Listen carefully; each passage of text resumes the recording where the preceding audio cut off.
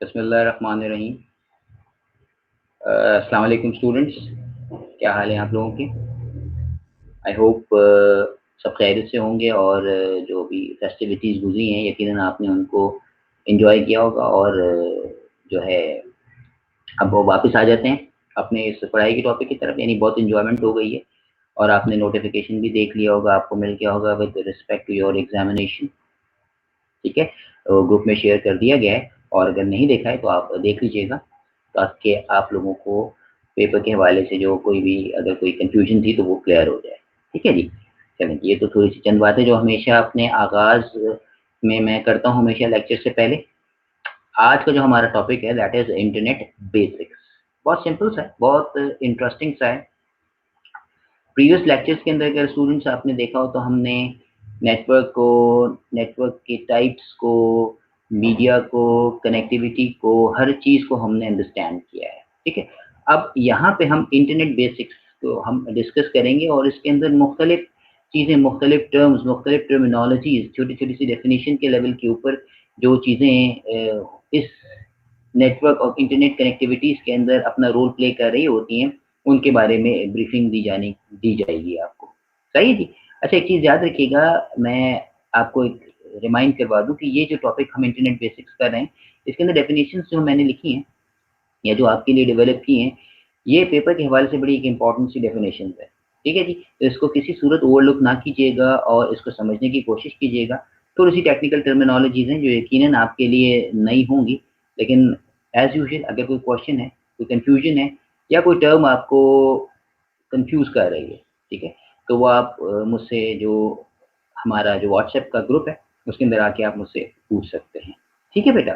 चलें जी, अब students start करते हैं। हम सबसे पहले अपनी पहली डेफिनिशन की तरफ देखते हैं दैट इज़ टीसीपी/आईपी, टीसीपी/आईपी। कोशिश मेरी, मैं फिर ये कह रहा हूँ बच्चों, ये रहेगी कि मैं इसको बहुत सिंप्लीफाइड, बहुत ही आसान अल्फाज में इसको समझाने की कोशिश करूँ ताकि आपको किसी भी किस्म की कोई प्रॉब्लम फेस ना करनी पड़े। चलें जी, अब बाकायदा आगाज़ कर लेते हैं। मैं क्या कह रहा था आपसे, टीसीपी/आईपी। तो टीसीपी की जब हम बात करते हैं तो ये आपके पास एक टर्म कॉमनली आपने अपनी डेली लाइफ के अंदर, डेली जो भी शख्स इंटरनेट को इस्तेमाल कर रहा है, जो भी स्टूडेंट इंटरनेट को इस्तेमाल कर रहा है, जो भी यूज़र कंप्यूटर के सामने बैठा हुआ है और वर्ल्ड वाइड वेब या इंटरनेट को इस्तेमाल करने की कोशिश करना चाहता है या इंटरनेट के ऊपर किसी भी तरीके से अपनी मौजूदगी को शो कर रहा है, तो वो यकीनन इस टर्म से, इस लफ्ज़ से वाकिफ़ होगा, जिसको हम टीसीपी/आईपी या फिर इन जनरल आप टीसीपी/आईपी के नाम से जानते हैं। ठीक है जी? तो टीसीपी/आईपी बोला तो जाता है, लेकिन बेटा ये देख लीजिएगा, इसको लिखा इस तरीके से जाता है कि टीसीपी और फिर स्लैश डाल के आईपी लिखा जाता है। तो अब टीसीपी और आईपी बेसिकली 2 चीज़ें हैं यहाँ पे, ठीक है ना? तो मैंने यहाँ पे दोनों को डिफाइन कर दिया, although it was not part of your curriculum, लेकिन फिर भी मैंने उस चीज़ को, कन्फ्यूजन को ख़त्म करने के लिए टीसीपी को भी डिफाइन किया है और अगली डेफिनिशन के अंदर आईपी को भी डिफाइन किया है। क्योंकि सम टाइम मैंने देखा है कि पेपर के अंदर ऑल्दो के वो आपके पास आपके कोर्स आउटलाइन के अंदर आईपी एक्सक्लूसिवली आइडेंटिफाई नहीं किया गया, लेकिन फिर भी उसकी डेफिनेशन जो है वो पूछी गई है। तो इसीलिए मैंने उस कन्फ्यूजन को, उस सवाल को, उस पूछे जाने वाले क्वेश्चन को मद्देनज़र रखते हुए इस डेफिनेशन को, आईपी की जो है उसको भी आपके इसी लेक्चर का हिस्सा बना दिया है। ठीक है जी? चलें जी, टीसीपी का मतलब होता है जी transmission control protocol, transmission control protocol, और आईपी का मतलब है इंटरनेट प्रोटोकॉल। ठीक है? तो इसके अंदर जो वर्ड पी दोनों के अंदर आ रहा है वो क्या है? प्रोटोकॉल। वर्ड पी जो इस्तेमाल किया गया है, कैरेक्टर पी जो इस्तेमाल किया गया है, जैसे टीसीपी के आखिर में भी पी आ रहा है और आईपी के आखिर में भी वर्ड पी आ रहा है। तो सबसे पहले हम पी को समझ लेते हैं। पी क्या मतलब है? प्रोटोकॉल। प्रोटोकॉल मकसद क्या है? प्रोटोकॉल से मुराद हमारे पास होता है इंटरनेट के अंदर हम rules and regulations to communicate. Protocol की अगर डेफिनेशन पूछी जाती है, प्लीज याद रख लीजिएगा मैं आपसे क्या कह रहा हूँ। प्रोटोकॉल की डेफिनेशन होती है rules and regulations to communicate. किससे कम्युनिकेट करने की बात की जा रही है? प्रोटोकॉल में हम वर्ड कम्युनिकेट का जो लफ्ज इस्तेमाल कर रहे हैं, इससे मुराद क्या ली जा रही है? इसका मकसद क्या है कि इंटरनेट के ऊपर जब हम कम्युनिकेशन कर रहे होते हैं, वर्ल्ड वाइड वेब के ऊपर जब हम कम्युनिकेशन कर रहे होते हैं, तो देयर आर सर्टेन रूल्स, कुछ ज़ाब्ते हैं, कुछ कवानीन हैं जिनको फॉलो करते हुए जो है इंटरनेट के ऊपर कम्युनिकेशन की जाती है, और उस ज़ाब्ते, उस कायदे का जो नाम है दरअसल उसको प्रोटोकॉल कहा जाता है। ठीक है जी? अब आते हैं हम जनाब अपनी पर्टिकुलर डेफिनेशन की तरफ। टीसीपी/आईपी कि हम बात करते हैं तो जनाब ये जो टीसीपी/आईपी है एक कम्युनिकेशन सूट है। यानी कम्युनिकेशन सूट से क्या मुराद है कि बहुत सारी प्रोटोकॉल्स हमारे पास जो मुख्तलिफ प्रोटोकॉल्स होती हैं, उन प्रोटोकॉल्स को एक जगह पे यकजा करके, मुख्तलिफ लेयर्स को एक जगह यकजा करके एक प्रोटोकॉल कम्युनिकेशन के लिए डेवलप कर दी गई है, ताकि हम इंटरनेट के ऊपर और नेटवर्क के ऊपर कनेक्टिविटी हासिल कर सकें। उस चीज़ को हम टीसीपी/आईपी का नाम देते हैं। ठीक है जी? तो टीसीपी/आईपी और द टेलीकम्युनिकेशन या transmission control protocol, internet protocol is a suit of communication protocol used to interconnect network devices on the internet. तो यहाँ पे देखिए दोनों बातों को सामने रख दिया गया है कि हम नेटवर्क पे कनेक्टिविटी की बात करें या फिर हम इंटरनेट के ऊपर कनेक्टिविटी की बात करें, दोनों सूरतों में हमें इस प्रोटोकॉल सूट की जरूरत होती है। ठीक है? और ये जो प्रोटोकॉल सूट है, अगर आप देखें तो यहाँ पे स्क्रीन के ऊपर एक डायग्राम बड़ा विजिबल आपको नजर आ रहा होगा कि मेरे लेफ्ट हैंड साइड की तरफ या आपके लेफ्ट हैंड साइड की तरफ जो आपको चीज नजर आ रही है दैट इज टीसीपी/आईपी मॉडल, और राइट हैंड साइड के ऊपर आपको जो चीज नजर आ रही है that is the OSI model. तो मैं थोड़ा सा इसको समझा दूं कि जो ओएसआई मॉडल है ये हमारे पास एक लेयर्ड मॉडल है जो कि 7 लेयर्स पर मुश्तमिल है, और ये हमारे पास कम्युनिकेशन के लिए इस ओएसआई मॉडल को एक स्टैंडर्ड समझा जाता है, एक स्टैंडर्ड जाना जाता है। और जब भी कोई भी प्रोटोकॉल डिजाइन या डेवलप की जाती है तो एज अ रेफरेंस मॉडल इस ओएसआई मॉडल को यूज किया जाता है। और इसी मॉडल में से जब आप किसी प्रोटोकॉल को डिजाइन या डेवलप करने की बात करते हैं तो इन्हीं लेयर्स में से कुछ कॉम्बिनेशन ऑफ लेयर्स को लिया जाता है और एक प्रोटोकॉल जो है वो डिजाइन या डेवलप कर ली जाती है। जैसे कि आप अपने लेफ्ट हैंड साइड के ऊपर देख रहे हैं तो यहाँ पे 7 लेयर्स में से 4 लेयर को जो है वो मुंतखब किया गया और एक प्रोटोकॉल सूट बना दिया गया जिसको हम टीसीपी/आईपी के नाम से जानते हैं। और ये जो टीसीपी/आईपी जो सूट है, ये जो टीसीपी/आईपी मॉडल है जो कि 4 लेयर्स के ऊपर मुश्तमिल है, application layer number 1, number 2 transport layer, number 3 internet layer and number 4 is the network access layer. तो ये जो चीज हमारे पास है ये हमें 4 लेयर्स मिल करके जिस मॉडल की तश्कील हुई है, जो मॉडल हमारे सामने आया है दैट इज दी टीसीपी/आईपी मॉडल। और जैसे मैंने आपसे कहा कि ये टीसीपी/आईपी मॉडल जो है वो आपके पास नेटवर्क पे कनेक्टिविटी और इंटरनेट के ऊपर कनेक्टिविटी और कम्युनिकेशन के लिए इस्तेमाल किया जाता है। ठीक है जी?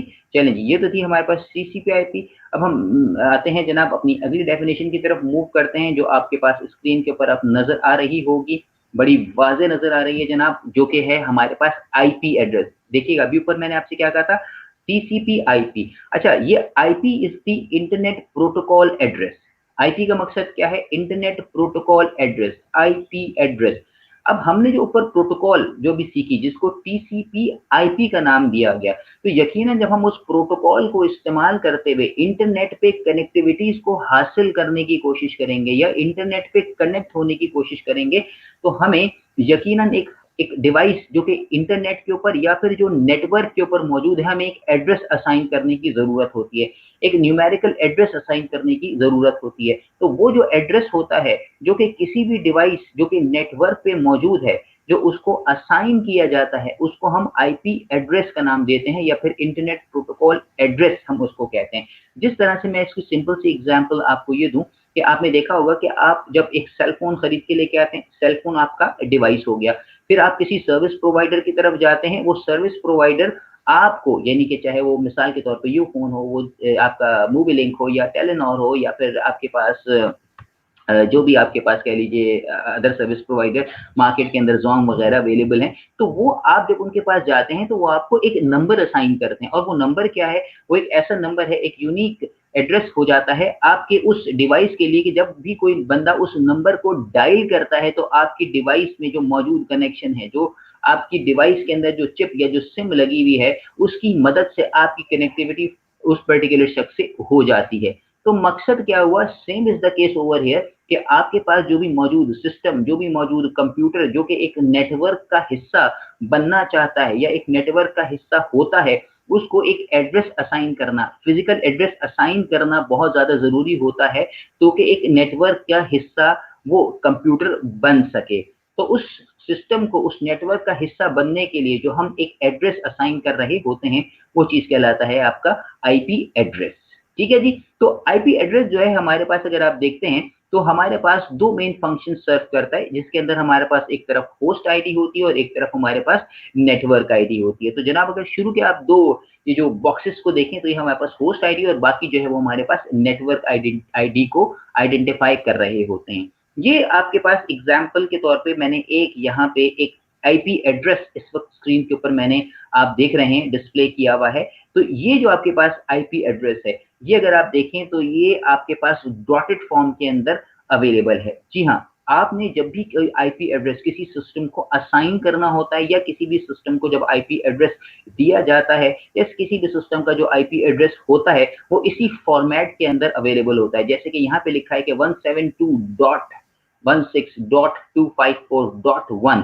तो मैंने क्या किया, शुरू में हमारे पास होस्ट और बाद में हमारे पास नेटवर्क आईडी जो है वो आइडेंटिफाई की जा रही है यूजिंग दी आईपी एड्रेस। तो ये आईपी एड्रेस को लिखने का एक तरीका है, एक स्टैंडर्ड मेथडोलॉजी है जो कि हम आईपी एड्रेस को आइडेंटिफाई करने के लिए या किसी भी सिस्टम को आईपी एड्रेस असाइन करने के लिए इस डॉटेड स्ट्रक्चर को इस्तेमाल करते हैं। ठीक है जी, तो ये था आपके पास टीसीपी आईपी, ठीक, सॉरी आईपी एड्रेस।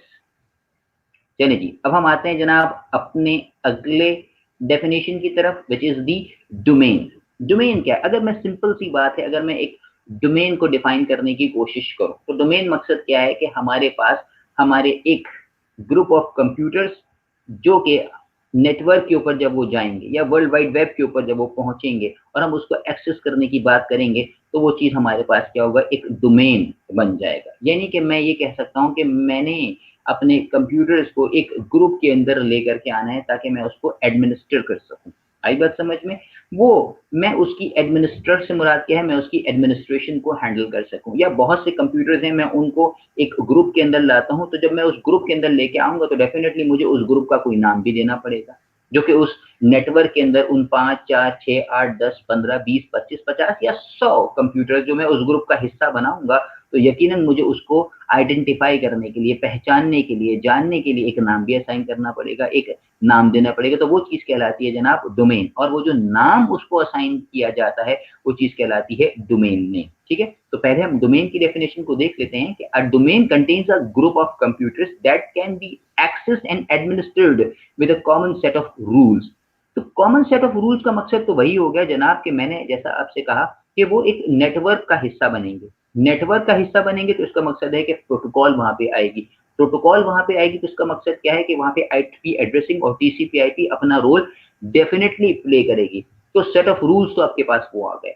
अब मकसद क्या हुआ कि वो बहुत सारे कंप्यूटर्स जिनको हमने ग्रुप किया, मकसद क्या था कि हम उसको एडमिनिस्टर कर सकें। ठीक है जी, या फिर हम उन कंप्यूटर्स को एक लॉजिकल ग्रुप के अंदर हम ले जा करके एक नाम प्रोवाइड कर सके तो वो हमारे पास एक डोमेन सी फॉर्म हो गई। मिसाल के तौर पे हमारी अपनी कंपनी होती है, हम उस कंपनी का एक नेटवर्क बनाते हैं और उस नेटवर्क को एक नाम देना चाहते हैं, तो क्या करना होगा, हमें उसका जो नाम है दरअसल वो जो चीज़ है वो डोमेन कहलाएगी। जिस तरह से हमारे पास वेब एड्रेसेस अगर आपके पास होते हैं, मैं आसान अल्फाज में कहूँ कि जनाब हमारे पास हम अपनी वेब को, प्रेजेंस को, या हम अपने वेब पेज को कहीं रखना चाहते हैं तो हम उस वक्त भी तो हमें किसी आइडेंटिफिकेशन की जरूरत होगी, तो वहां पे हम डोमेन नेम्स या डोमेन्स को इस्तेमाल कर रहे होते हैं। ठीक है जी, अच्छा जी, अब हम आते हैं जनाब अपनी अगली डेफिनेशन की तरफ जिसको हम कहते हैं डोमेन नेम। जैसे कि डिस्कशन का ही कंटिन्यूटी का एक हिस्सा है, मैंने डोमेन और डोमेन नेम को अलग अलग आइडेंटिफाई कर दिया ताकि स्टूडेंट आपको किसी भी किस्म की कोई कंफ्यूजन ना हो। ठीक है जी, कंफ्यूजन ना होने का रीजन यही है कि जनाब आप डोमेन को भी अंडरस्टैंड कर पाएं और डोमेन नेम को भी अंडरस्टैंड कर पाएं। तो अब आते हैं जनाब डोमेन नेम की तरफ। A domain name is the address where internet users can access your website। जैसे मैंने आपसे कहा कि ग्रुपिंग की गई उसको डोमेन कहा गया, नाम जो उसको दिया गया वो डोमेन नेम बन गया। ठीक है जी, अब मकसद क्या हुआ कि इसको स्पेसिफिकली हम रिलेट करते हैं किससे, आपकी वेब या वेबसाइट से, कि जब हम एक वेबसाइट बनाते हैं या डेवलप करते हैं जो कि मुख्तलिफ पेजेस का मजमुआ होती है, अब हम उसको कहीं प्लेस करने की बात करते हैं। जब हम उसको प्लेस करते हैं तो हमें उसको नाम देने की जरूरत पेश आती है ताकि हम यूजर यानी कि मैं या आप या कोई भी एक जनरल यूजर जो कि इंटरनेट के ऊपर मौजूद है और उस वेबसाइट को, उस वेब पेजेस को जो कि एक साइट की शक्ल में एक जगह यकजा हुए हैं, वो उनको एक्सेस करना चाहता है, उन तक पहुंचना चाहता है। मकसद इंफॉर्मेशन भी हो सकता है, मकसद फॉर्म फिल करना भी हो सकता है, मकसद अपने आप को रजिस्टर करवाना भी हो सकता है। तो उस तक पहुँचेगा कैसे? यकीनन उसका कोई ना कोई नाम तो चाहिए, तो वो जो नाम उस वेबसाइट का होता है, दरअसल उसको डोमेन नेम कहा जाता है और उसके पीछे जो है, जो इंटरनेट कनेक्टिविटीज़ एस्टेब्लिश कर रहा होता है, उसके पीछे जो चीज़ कार फरमा होती है, that is the address of that particular website. ठीक है जी? तो आगे चलते हैं। A domain name is used for finding and identifying computer on the internet. अब ये वो कौन-सा कंप्यूटर है? यकीनन ये वो कंप्यूटर है, जिसके अंदर आपकी वेबसाइट मौजूद है या मैं टेक्निकली कहूँ कि वो होस्टेड है, ठीक है?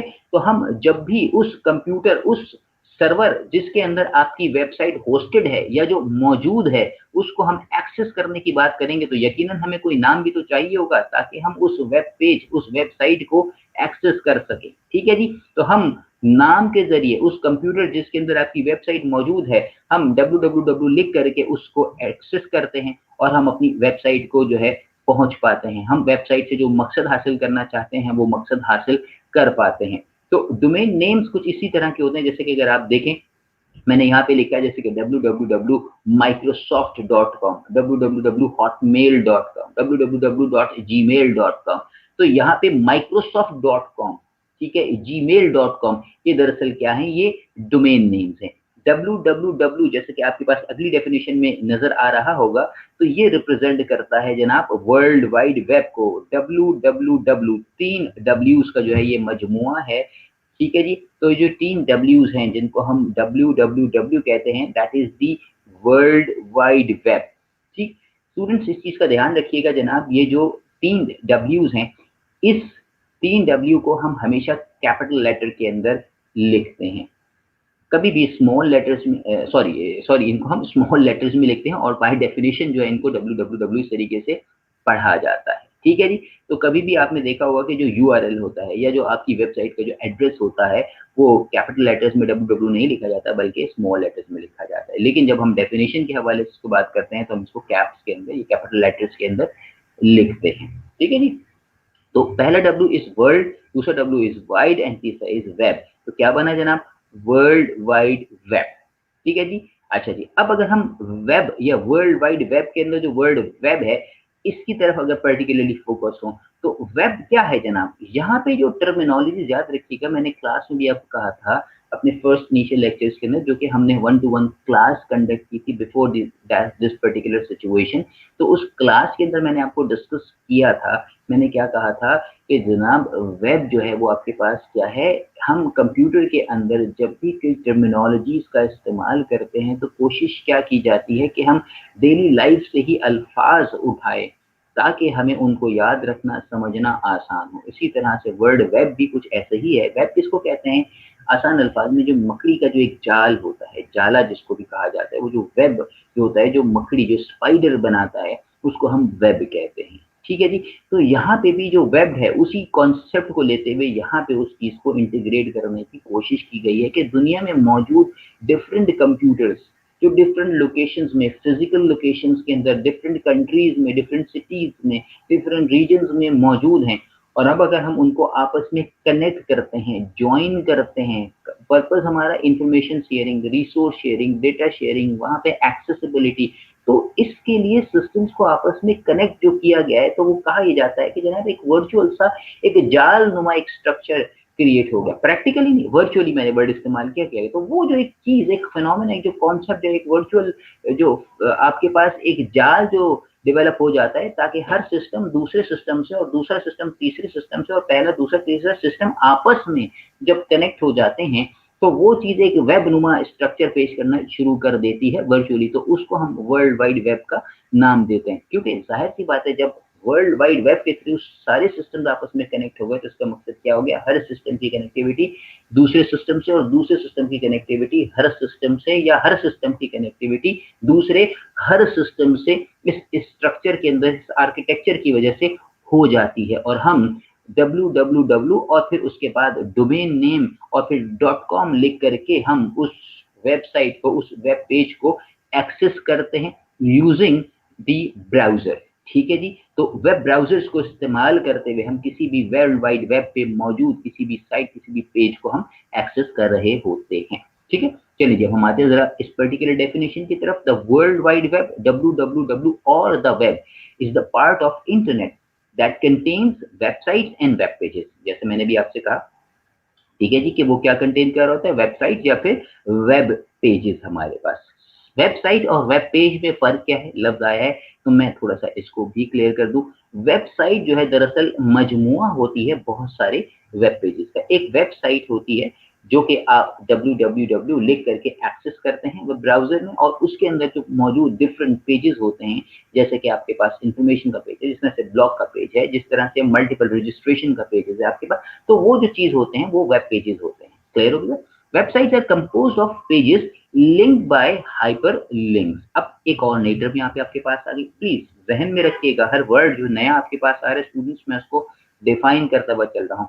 हाइपरलिंक क्या है, हाइपर टेक्स्ट लिंक क्या है, या हाइपरलिंक क्या है?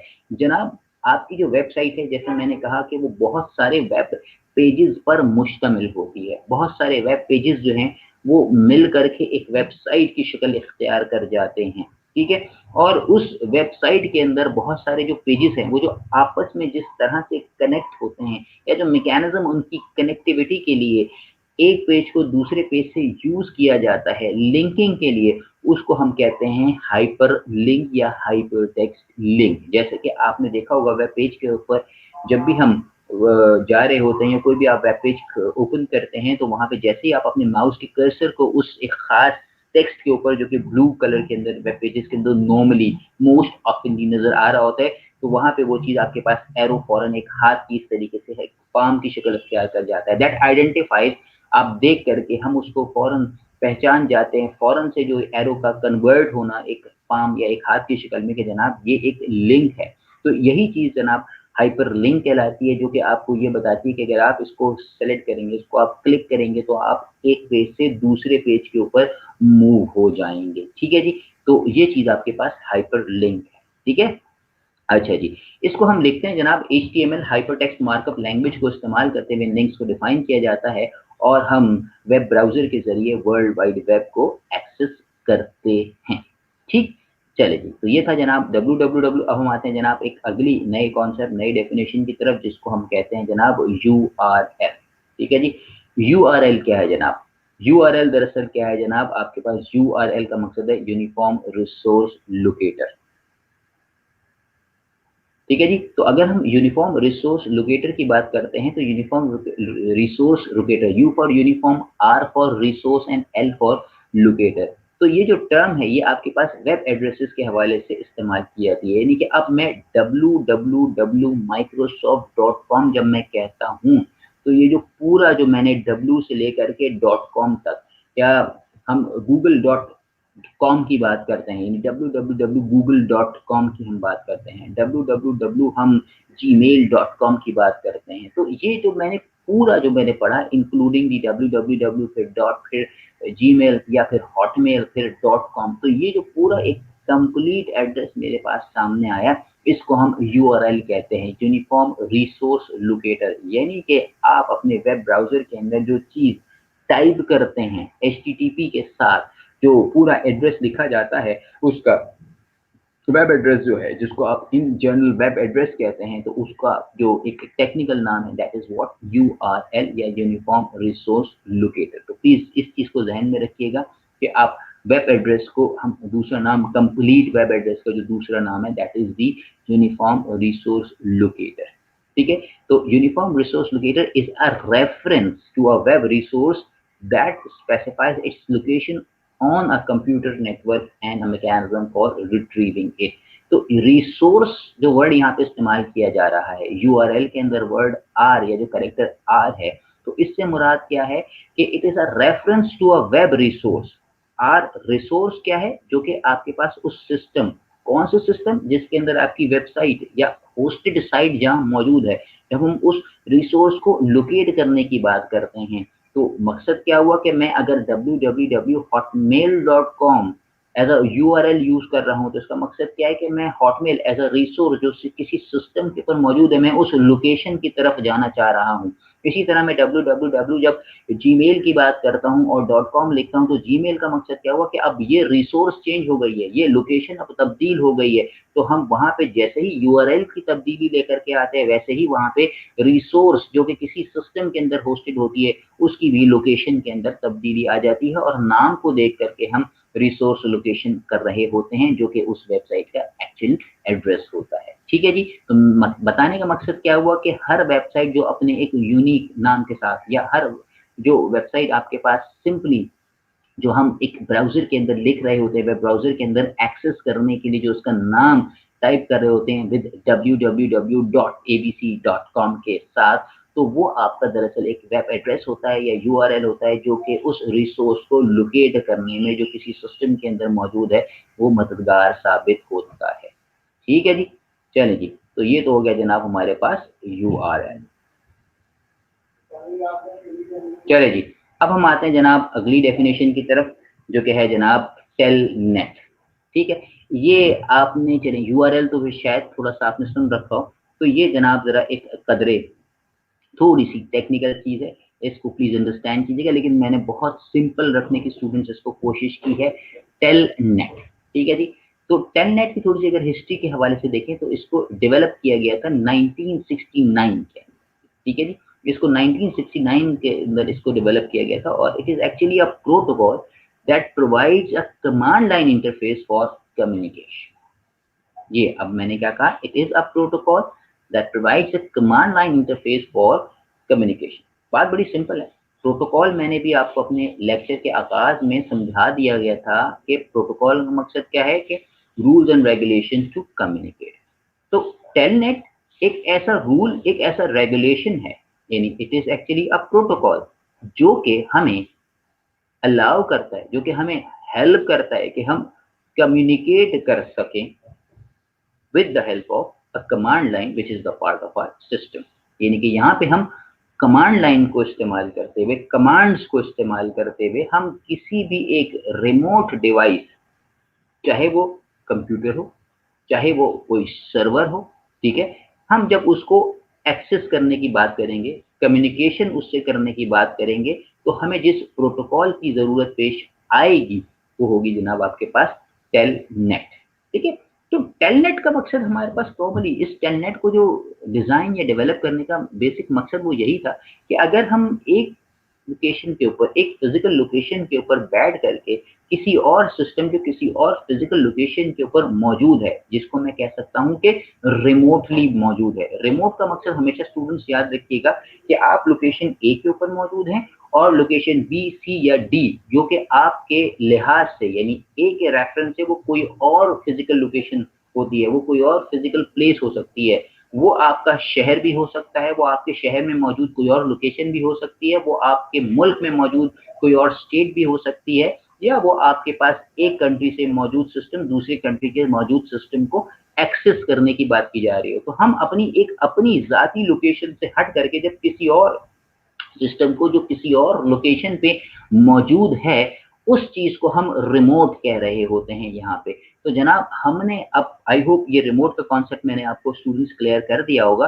तो यहाँ पे रिमोट से मुराद हमारे पास क्लियर कर दी मैंने आपको। तो अब हम अगर उस रिमोट सिस्टम को जो किसी एक रिमोट लोकेशन के ऊपर मौजूद है, एक्सेस करना चाहते हैं और पर्पस हमारा उसको मैनेज करना है, उसको कॉन्फ़िगर करना है, तो वहाँ पे हम जिस कमांड लाइन इंटरफेस को इस्तेमाल करेंगे या जिस प्रोटोकॉल को जो कि कमांड लाइन इंटरफेस पे बेस्ड है इस्तेमाल करेंगे, वो प्रोटोकॉल जनाब कहलाती है हमारे पास टेलनेट।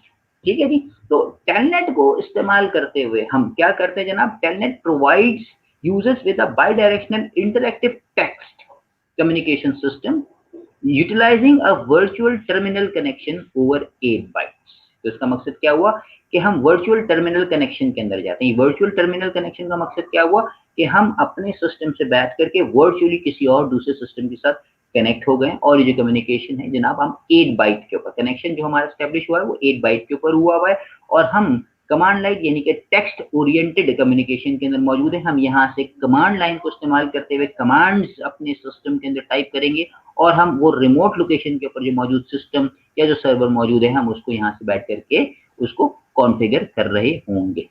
ठीक है जी। तो नॉर्मली टेलनेट जो आपके पास सेशंस होते हैं या जो टेलनेट जो प्रोटोकॉल इस्तेमाल या यूज की जाती है, that is used to test और ट्रबल शूट वेब और mail service as well as for the remote access to internal network. तो हम किसी टेलनेट प्रोटोकॉल के जरिए या हम टेलनेट प्रोटोकॉल के जरिए अगर हम ट्रबल शूट करना चाहते हैं तो भी हम टेलनेट को यूज करेंगे, रिमोट लोकेशन पे मौजूद सिस्टम को। हम किसी मेल सर्वर को जो कि किसी रिमोट लोकेशन के ऊपर मौजूद है उसको एक्सेस करना चाहते हैं तो भी टेलनेट इस्तेमाल किया जाएगा। या अगर हम किसी और इंटरनल नेटवर्क का हिस्सा बनना चाहते हैं और कोई कॉन्फ़िगरेशन या कोई भी चीज़ हम वहाँ पे उस हवाले से सिस्टम को एक्सेस करने के हवाले से अगर हमें कोई काम है वो काम सरंजाम देना चाहते हैं तो भी हम जिस प्रोटोकॉल को इस्तेमाल करेंगे वो आपकी टेलनेट प्रोटोकॉल ही होगी। ठीक, तो ये था जनाब टेलनेट। अब आते हैं स्टूडेंट्स हम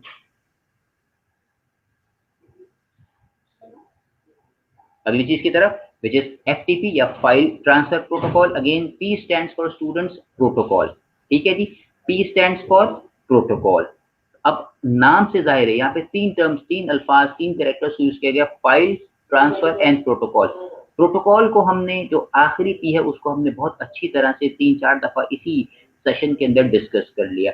अब अगर हम दो लफ्ज जो उसके शुरू में लिखे हुए हैं, दो कैरेक्टर्स जिनका इस्तेमाल किया गया which is file and T for transfer, और अगर हम तीसरे दो टी एफ टी और पी को इससे मिलाते हैं तो हमारे सामने फाइल ट्रांसफर प्रोटोकॉल सामने एक वर्ड आ जाता है और नाम से ही बड़ा क्लियर और बड़ा जाहिर हो जाता है कि फाइल ट्रांसफर प्रोटोकॉल यानी कि एक ऐसे रूल एंड रेगुलेशन, एक ऐसे ज़ाब्ते, एक ऐसे कानून की बात की जा रही है या की जाएगी इस FTP के हवाले से कि एक ऐसा प्रोटोकॉल जो कि हमें मददगार होगा, जो कि हमें हेल्प आउट करेगा, जो कि हमें फैसिलिटेट करेगा कि हम किसी भी फाइल को किसी एक लोकेशन से दूसरी लोकेशन की तरफ अपलोड करना चाहते हैं या कोई फाइल जो किसी और सिस्टम, किसी और लोकेशन के ऊपर मौजूद है वहां से हम डाउनलोड करना चाहते हैं। तो किसी भी फाइल को एक जगह से दूसरी जगह ले अपलोड करना या वहां से किसी भी फाइल को अपने सिस्टम के अंदर डाउनलोड करने का अगर मैं एक जर्नल वर्ड इस्तेमाल करूं तो हम क्या कर रहे हैं, एक फाइल को एक लोकेशन ए से दूसरी लोकेशन बी पे ट्रांसफर कर रहे हैं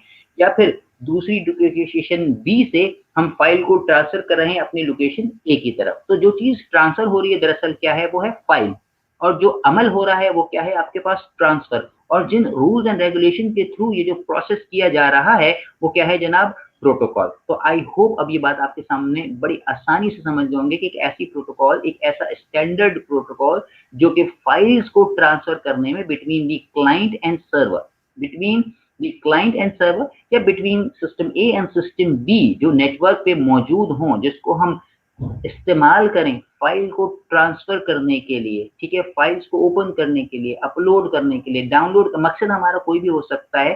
तो मकसद मेन क्या है हमारे पास कि एक ऐसी प्रोटोकॉल जो कि हमें फाइल ट्रांसफर के अंदर फैसिलिटेट करती है, एक ऐसी प्रोटोकॉल जब हमें फाइल को ट्रांसफर करना होता है, अपलोड या डाउनलोड करना होता है, उस वक्त जिस प्रोटोकॉल की जरूरत पेश आती है, जो प्रोटोकॉल उस लेवल पे हमें काम या फैसिलिटेट कर रही होती है, वो होती है जनाब FTP या फिर फाइल ट्रांसफर प्रोटोकॉल। डेफिनेशन आप लोगों के सामने मौजूद है। ठीक है जनाब, स्टूडेंट चलिए जनाब हम आते हैं जनाब अगली चीज की तरफ विच इज दी IRC। बड़ा कॉमन है, बहुत अगर देखते हैं जब इंटरनेट नया नया आया था तो इस चीज को बड़ा इस्तेमाल किया जाता था, चैट्स के लिए इस्तेमाल किया जाता था। अगर आज भी अगर देखें जो आपके पास नॉर्मली जो हमारे पास जूम के ऊपर या जूम एप्लीकेशन के ऊपर जो आज क्लास कंडक्ट की जा रही है तो वहाँ पे भी एक चैट बॉक्स ओपन हो जाता है जिसके जरिए हम टेक्स्ट मैसेजिंग करते हैं। तो IRC का मकसद क्या है, internet relay chat. It is actually a protocol for real time text messaging. तो IRC क्या है, रियल टाइम में, जब हम रियल टाइम से मतलब क्या है, उस that particular period of time जिसके अंदर दो लोग आपस में कनेक्ट हुए हुए हैं और वहां पे इंस्टेंट मैसेजिंग कर रहे हैं और टेक्स्ट मैसेजेस कर रहे हैं, तो उसके लिए जो आपके पास प्रोटोकॉल यूज की जाती है दैट इज दी IRC। ठीक है जी, इसको इस कॉन्सेप्ट को जो क्रिएट किया गया था 1988 के अंदर और ग्रुप डिस्कशन के हवाले से जो है इस IRC को जो है वो डेवलप किया गया था। और इसके अंदर IRC को यूज करते हुए हम डिफरेंट चैट रूम्स बना सकते हैं जिनको हम चैनल्स के नाम से जानते हैं और हम वहाँ पे चैट या फिर टेक्स्ट मैसेजिंग जो है वो एक दूसरे के साथ शेयर कर सकते हैं। ठीक है जी, चलिए student next is the firewall. ये आपके पास एक नई चीज है और इम्पोर्टेंट भी है, मैंने इसलिए जरा थोड़ा सा इसको थोड़ा सा डिटेल में करने की कोशिश की लेकिन बहुत सिंपल रखूंगा। मेरे जो बातें मैं बता रहा हूँ ये बहुत इंपॉर्टेंट है और ये जो राइट अप है ये आपके पास आपको एग्जाम में सपोर्ट करेगा इस पूरे एंटायर लेक्चर के अंदर जो मैंने डेफिनेशंस लिखी हैं। ठीक है जी, फायरवॉल को अगर हम समझने की बात करते हैं, जैसे कि स्क्रीन के ऊपर आपके पास नज़र आ रहा है, फायरवॉल से हमारे पास मुराद क्या है कि देखें जी, जब हम ये किसी ऐसी दीवार की बात नहीं की जा रही जिसके अंदर आग लगी हुई है और हम उस आग लगी हुई दीवार को फायरवॉल कह रहे हैं, हरगिज़ ऐसी कोई बात नहीं है। फायरवॉल का मकसद जनाब क्या है आपके पास, एक ऐसा एक ऐसा नेटवर्क जिसको आप सिक्योर करने चाहते हैं, ठीक है जी, एक दोबारा कह रहा हूँ, एक ऐसा नेटवर्क जिसको आप सिक्योर करना चाहते हैं। आप चाहते हैं कि जनाब कि कोई भी शख्स, कोई भी इंट्रूडर, यानी कि इंट्रूडर का मकसद कि वो शख्स जिसको आपका नेटवर्क नहीं जानता, यानी कि एक ऐसा शख्स जो कि अनऑथराइज्ड है, जिसको नेटवर्क परमिशन नहीं देना चाहता, जो कि आपके नेटवर्क से फ़ैमिलियर नहीं है और जो आप अपने नेटवर्क का हिस्सा उस शख्स को बनाना नहीं चाहते, आप उसको रोकना चाहते हैं,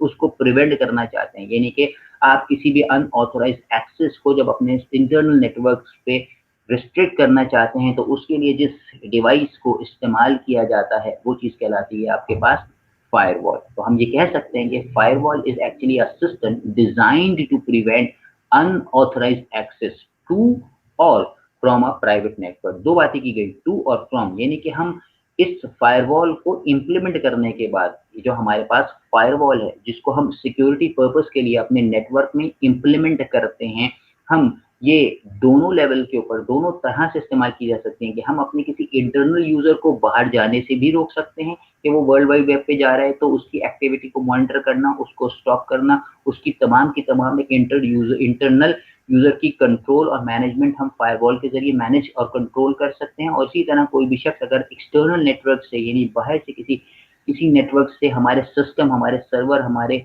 इंटरनल नेटवर्क में आना चाहता है, तो वो भी वहाँ पे फायरवॉल जो है वो उस सिस्टम के अंदर मौजूदगी से या उस फायरवॉल की मौजूदगी से उस चीज़ को रोका जा सकता है। फायरवॉल के लिए एक और वर्ड इस्तेमाल किया जाता है, इनको नेटवर्क का वॉच डॉग्स भी कहा जाता है। वॉच डॉग, जी हाँ, वॉच डॉग कहा जाता है। वॉच डॉग का मकसद क्या हुआ कि जैसे ही ये कोई अनऑथराइज्ड एक्टिविटी, जैसे ही कोई एक ऐसी एक्टिविटी ये सेंस करते हैं या एक ऐसे यूज़र को डिटेक्ट करते हैं जो कि आपके इस फायरवॉल के अंदर नहीं डिफाइन किया गया, फायरवॉल को नहीं बताया गया, तो ये फ़ौरन से इस तरह की इंट्रूजन को डिटेक्ट करते हैं कि कोई इंट्रूडर है जो उस नेटवर्क का हिस्सा बनना चाहता है। तो हो सकता है कि कहीं वो डिस्ट्रक्टिव एक्टिविटी के हवाले से या सोच से ना आ रहा हो, तो फायरवॉल उसको प्रिवेंट करती है। ठीक है जनाब? तो सिक्योरिटी के लिए हम फायरवॉल्स को आसान अल्फाज में इस्तेमाल करते हैं। हमारे पास फायरवॉल स्टूडेंट्स 2 तरह की होती है। हमारे पास एक हार्डवेयर फायरवॉल होती है और एक सॉफ्टवेयर फायरवॉल होती है। नाम से ही ज़ाहिर है, एक हार्डवेयर फायरवॉल का मकसद क्या है कि आप एक हार्डवेयर जो है अपने नेटवर्क में डिप्लॉय करेंगे और उस हार्डवेयर की जितनी भी आपकी एक्टिविटी होगी वाया दैट पर्टिकुलर हार्डवेयर होगी। इंटरनल कोई भी एक्टिविटी, अगर इंटरनल यूज़र बाहर नेटवर्क पे जाना चाहता है, तो वो आपके हार्डवेयर फायरवॉल से जाएगा। इसी तरह सॉफ्टवेयर बेस्ड फायरवॉल्स भी होती हैं जिसको आप अपने सिस्टम पे इंस्टॉल कर रहे होते हैं और एज़ अ सॉफ्टवेयर वो काम सेम तरीके से अंजाम दे रही होती है कि वो सॉफ्टवेयर अंदर से, यानी आपके इंटरनल नेटवर्क से बाहर जाने वाली एक्टिविटी और बाहर से किसी इंट्रूडर के आपके इंटरनल नेटवर्क पे आने वाली एक्टिविटी को मॉनिटर भी करती है, कंट्रोल भी करती है, रिस्ट्रिक्ट भी करती है और मैनेज भी करती है। तो सारी की सारी जो मैनेजमेंट सिक्योरिटी के हवाले से ये फायरवॉल, चाहे वो हार्डवेयर लेवल हो, चाहे वो सॉफ्टवेयर लेवल हो, वो आपके नेटवर्क्स को प्रोवाइड कर रही होती है जनाब। ये था आपके पास फायरवॉल। चलिए जी जनाब, हम आते हैं जनाब नई टर्म की तरफ, इंट्रानेट। अच्छा जी, इंटरनेट, इंटरनेट और एक्स्ट्रानेट, ये 3 टर्म्स हमारे पास होती हैं जनाब। ठीक है जी, इंटरनेट से हमारे पास मुराद होती है कि जिसको हम क्या कहते हैं जनाब, नेटवर्क ऑफ नेटवर्क, यानी कि एक ऐसा नेटवर्क जिसके अंदर हम सारे सिस्टम्स को आपस में कनेक्ट करते हैं, वो चीज़ होती है आपके पास इंटरनेट। इंट्रानेट क्या है जनाब, एक ऐसा पर्टिकुलर नेटवर्क जो एक खास ऑर्गेनाइजेशन ओन कर रही हो और वो आपके पास इंटरनल कम्युनिकेशन के लिए इस्तेमाल किया जा रहा हो, वो कहलाता है इंट्रानेट। और जब हम एक्स्ट्रानेट की बात करते हैं, तो एक्स्ट्रानेट क्या है कि आपके पास एक फिजिकल लोकेशन से निकल करके हम बाकी सिस्टम को आपस में इंटरकनेक्ट करने की बात करते हैं यूजिंग दी www, या फिर हम वहाँ पे इंटरनेट के सहारा लेते हुए किसी और लोकेशन पे सिस्टम को कनेक्ट करने की बात करते हैं, तो वो चीज़ आपके पास होती है एक्स्ट्रानेट।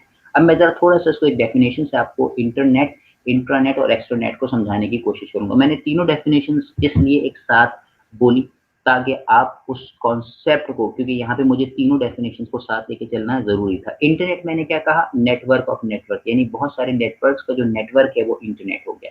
मिसाल फ़र्ज़ कर लीजिए एक बैंक है, कोई सा भी बैंक है, उसकी एक ब्रांच है। उस ब्रांच के अंदर जितने भी सिस्टम्स होंगे जो कि नेटवर्क्ड होंगे, जो कि आपस में एक-दूसरे के साथ कम्युनिकेट कर रहे होंगे, तो वो जो चीज़ आपके पास नेटवर्क की शक्ल में उस वक़्त अवेलेबल होगी वो होगा इंट्रानेट। ठीक है? एक ब्रांच का जो नेटवर्क है वो होगा इंट्रानेट। अब वही सेम बैंक है और उसकी ब्रांचेस मुख्तलिफ लोकेशंस में अवेलेबल हैं। जैसे कि कराची में मुख्तलिफ लोकेशन हैं जो उस बैंक की हैं, वो मौजूद हैं।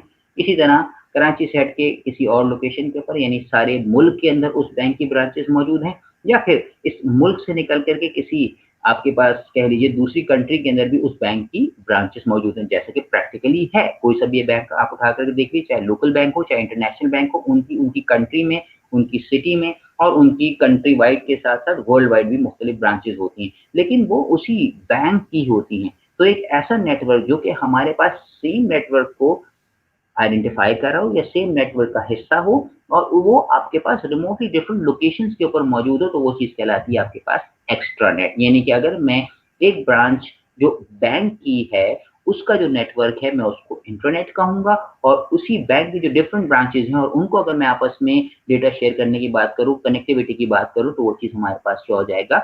एक्स्ट्रानेट हो जाएगा। ठीक है स्टूडेंट्स? तो ये होगा इंटरनेट, इंट्रानेट एंड एक्स्ट्रानेट। अब आते हैं जनाब हम अपनी आज की लास्ट डेफिनेशन की तरफ, which is the cyber space. ठीक है? ये डेफिनेशन भी मैं आपको बता दूँ कि साइबर स्पेस की आपके कोर्स में नहीं आई, लेकिन फिर भी एक डेफिनेशन मैंने पेपर में मेरी नज़र से गुज़री थी, तो मैंने कहा ज़रूर ये समझा कि मैं आपको इस डेफिनेशन से भी फ़ैमिलियर कर दूँ। तो सिंपल सी बात है कि हमारे पास कि कोई भी जो एक वर्चुअल वर्ल्ड ऑफ कंप्यूटर इस वक़्त जो दुनिया में बन गई है, जिसको हम ये नहीं कहते कि ये कोई एक ख़याली सी दुनिया जहाँ पे सारे सिस्टम्स मौजूद हैं, सारी चीज़ें नेटवर्क के हवाले से चीज़ें आ भी जा रही हैं, जा भी रही हैं, रिसीव भी हो रही हैं, सेंड भी हो रही हैं आपके पास, ठीक है जी? तो ये जो एक कॉन्सेप्ट जो डेवलप हो गया है, एक वर्चुअल वर्ल्ड का जो वर्चुअल कंप्यूटर वर्ल्ड का जो एक कॉन्सेप्ट डेवलप हो गया है, इसको हम साइबर स्पेस के नाम से जानते हैं, ठीक है जी? तो अगर हम बाय डेफिनिशन देखें तो cyber space is a domain characterized by the user of electronics and the electromagnetic spectrum to store, to modify and exchange data via network systems associated with physical infrastructures। तो इसका मकसद क्या हुआ कि आपके पास एक नेटवर्क सा क्रिएट हो गया जिसके अंदर तमाम सिस्टम्स आपस में एक दूसरे से कनेक्ट हो गए। एक ऐसा इंफ्रास्ट्रक्चर डेवलप हो गया है जिसके अंदर हम सारे सिस्टम्स आपस में एक दूसरे से कम्युनिकेशन पर्पस के लिए कनेक्ट हो गए। जियोग्राफिकली एक कनेक्टिविटी इस्टेब्लिश हो गई है, ठीक है? और मेन ऑब्जेक्टिव क्या है कि हम चीज़ों को शेयर कर सकें, डेटा को ट्रांसफ़र कर सकें, रिसीव कर सकें, या जो भी हमारी बेसिक रिक्वायरमेंट है हम उसको फुलफिल कर सकें। तो ये एक वर्चुअल सी वर्ल्ड जो क्रिएट हो गई है, ये कहीं पाई नहीं जाती। एक वर्चुअल एक कॉन्सेप्ट सा जो डेवलप हो गया है, इसको हम साइबर स्पेस का नाम देते हैं। ठीक है स्टूडेंट? तो जनाब आई होप आज हमने इंटरनेट बेसिक्स जो कि आपके कंटेंट जो आपके कोर्स आउटलाइन का हिस्सा है उसको हमने मैक्सिमम हद तक कवर कर लिया है। ठीक है जी? तो विद दिस हम अपने इस लेक्चर का इख्तिताम करेंगे। कोई चीज़, कोई वर्ड, कोई टर्म अगर कंफ्यूज कर रही है तो please do right it down, मुझे लिख करके भेज दीजिएगा ताकि मैं उसको थोड़ा-सा आसान अल्फाज में आपको बता दूँगा, या फिर आप मुझसे कनेक्ट हो जाइएगा। उस ग्रुप के अंदर मैं आपको उस चीज़ को मज़ीद ब्रीफ कर दूँगा। लेक्चर को कम से कम 1 या 2 दफ़ा सुनेंगे ये वाला लेक्चर, तो बहुत आपको आसानी हो जाएगी समझने में। ठीक है? और प्लस मेरी कोशिश इंशाल्लाह ये होगी कि मैं ये वाला लेक्चर आपको आपके ग्रुप में शेयर भी करवा दूँ, ताकि आपके पास टेक्स्ट फॉर्म के अंदर, आपके पास सॉफ्ट फॉर्म के अंदर भी ये लेक्चर अवेलेबल हो। आप उसका प्रिंट आउट निकाल के अगर स्टडी या रीड करना चाहें, तो भी आप पर्पस फुलफिल कर सकें। अपना बहुत ख्याल रखिएगा। इंशाल्लाह अगले सेशन में, नेक्स्ट टॉपिक में मुलाकात होती है आपसे। Take care. अल्लाह हाफ़िज़।